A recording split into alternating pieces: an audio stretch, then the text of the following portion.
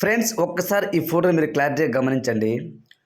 పల్లవి ప్రశాంత్, అమర్దీప్ చౌదరి ఫైనల్కి అయితే వెళ్ళారనమాట. నిన్నటి ఎపిసోడ్లో నిన్న ఎపిసోడ్లో ఏం జరిగిందంటే శివాజీ గారు టాప్ 3గా వెనుదిరిగారు. టాప్ 4గా మన ప్రిన్స్ యావర్ వెనుదిరిగారు. So top 4 15 lakh rupees cash prize మన ప్రిన్స్ యావర్ తీసుకుని బయటకు వచ్చారనమాట చాలా హుందాగా.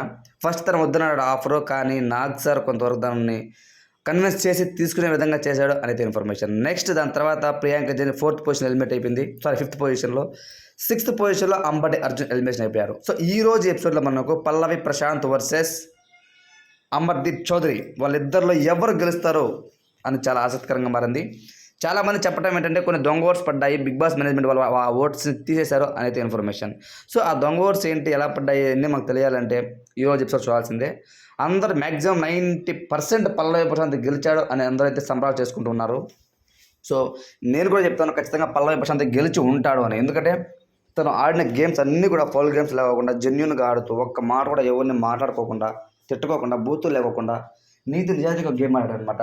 ఈవెన్ ఆట సందీప్ మాస్టరు, ప్రియాంక మన జ్యోతా సందీప్ మాస్టర్ వాళ్ళందరూ కూడా మంచిగా ఎక్స్ కంటెస్టెంట్స్ అందరూ కూడా పల్లవి ప్రశాంత్గా సపోర్ట్ చేస్తున్నారు. ఎందుకంటే వాళ్ళు బయట నుంచి గేమ్ చూశారు కాబట్టి ఆ అబ్బాయి చాలా జెన్యున్గా ఉన్నాడు, అతను గెలవాలి అని అందరూ కోరుకుంటున్నారు.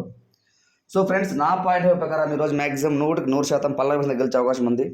50 lakh రూపీస్ క్యాష్ ప్రైజ్, అంటే ఆల్రెడీ 15 నిలిపింది, దాంట్లో ఇంకా 35 ఉంటుంది. 35 lakh rupees cash praise, at the same time trophy, at the same time 15 lakh rupees cash praise worth చేసే యొక్క గోల్డ్ అనమాట. అలానే ఒక బ్రెజా కార్, ఇవన్నీ కూడా పల్లవి ప్రశాంత్ గెలుచుకోబోతున్నాడు. చాలా హ్యాపీ. కానీ ఎక్కడో 10% అనమాట, ఎందుకంటే పల్లవి ప్రశాంత్ మిస్డ్ కాల్ సరిగ్గా వర్క్ కాలేదు కాబట్టి ఆ 10% కూడా చెప్తున్నాం అనమాట.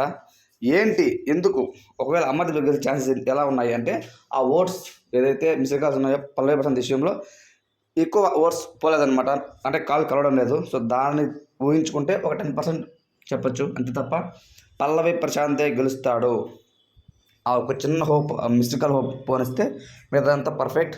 సో ఫ్రెండ్స్, తప్పకుండా మన ఛానల్ అప్డేట్ ఉంటుంది. ఎవరు గెలిచారో ఎవరు ఓడిపోయారు అనేది తప్పకుండా మన ఛానల్ ఫాలో అయిపోండి. Thanks for watching.